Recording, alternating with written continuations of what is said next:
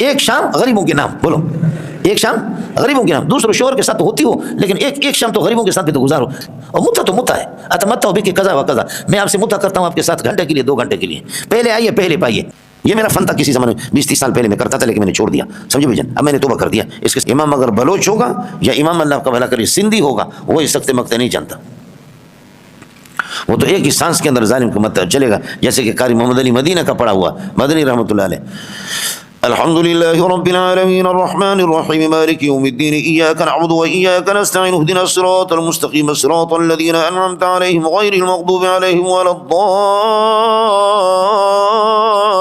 الضالين۔ ایک ہی سانس میں آپ نے دیکھا، بسم اللہ الرحمن الرحیم الف لام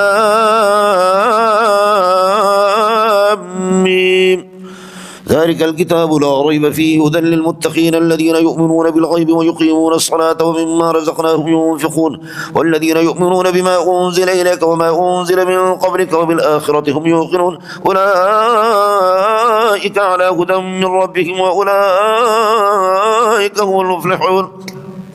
اللہ اللہ، میں نے ایک سال اس کے پیچھے پڑھا، اس ظالم کو صرف 5ویں پارے میں جھٹکا لگا اور خود ریویس کر کے ٹھیک کر دیا، کسی نے بتا نہیں، صرف جھٹکا لگا اور ریویس کر کے واپس آیا، اس نے ٹھیک کر دی۔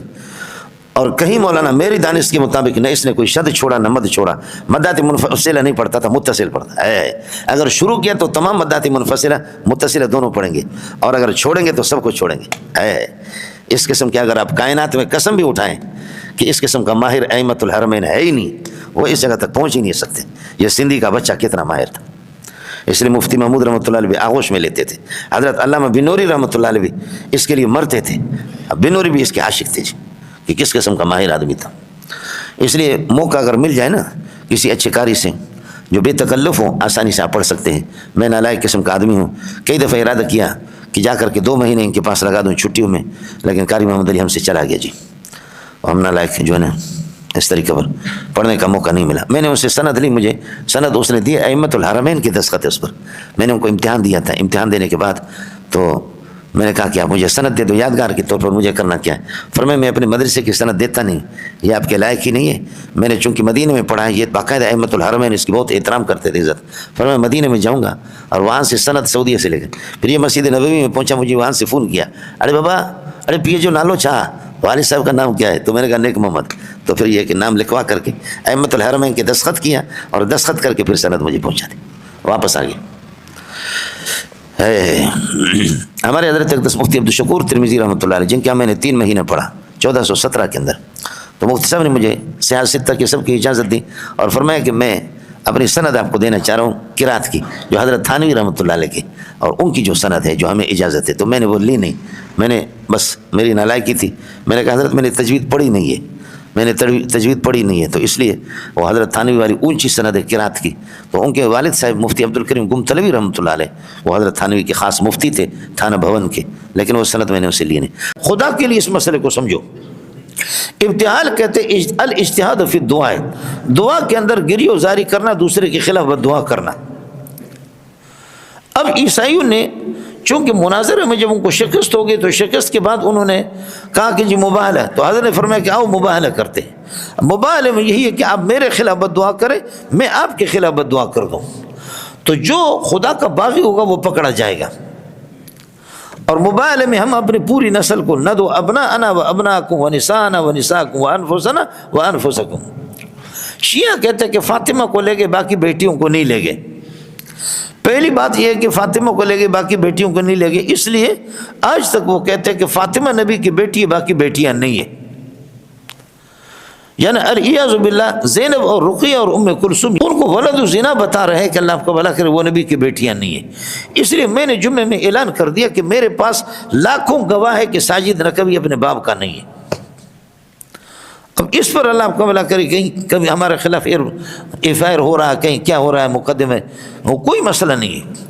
تو میں نے کہا میرے پاس بھی لاکھوں گواہ ہے کہ یہ نطفے، یہ متا کی اولاد، یہ اپنے باپ کا نہیں ہے، اور متا تو متا ہے، اتمتع بک قضا و قضا، میں آپ سے متا کرتا ہوں آپ کے ساتھ گھنٹے کے لیے 2 گھنٹے کے لیے، پہلے آئیے پہلے پائیے، بولو پہلے آئیے پہلے پائیے، ایک شام غریبوں کے نام، بولو ایک شام غریبوں کے نام، دوسروں شوہر کے ساتھ تو ہوتی ہو، لیکن ایک شام تو غریبوں کے ساتھ بھی تو گزارو. سمجھ شریف میں ہے، ایک نام ایک شام کیا ہے؟ غریبوں کے نام. بدماشی کا جواب سمجھے اسی طریقے پر بدماشی سے ہوگا. کیا اب نبی کی بیٹیوں پر جب یہ مباہلہ 9 کے اندر ہوا ہے، یہ مباہلہ 9 ہجری میں جب ہوا ہے، تو اس مباہلے کے وقت نبی کی صرف بیٹی فاطمہ تھی، باقی کا انتقال ہو گیا.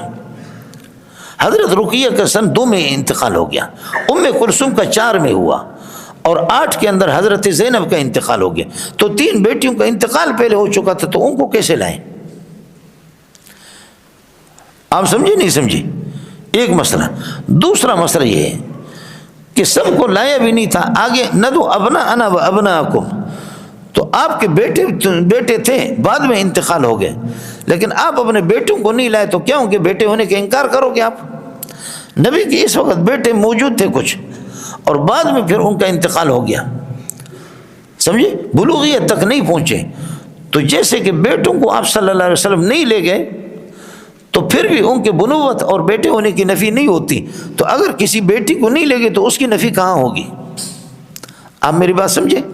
تو ایک تو مسئلہ یہ ہے کہ 2 کے اندر میں نے عرض کیا کہ حضرت رقیہ کا انتقال ہو گیا، ام کلثوم کا یہ کہ 4 کے اندر، اور حضرت زینب کا یہ کہ 8 کے اندر، اور یہ 9 کا واقعہ ہے، تو کیسے لے جائیں گے؟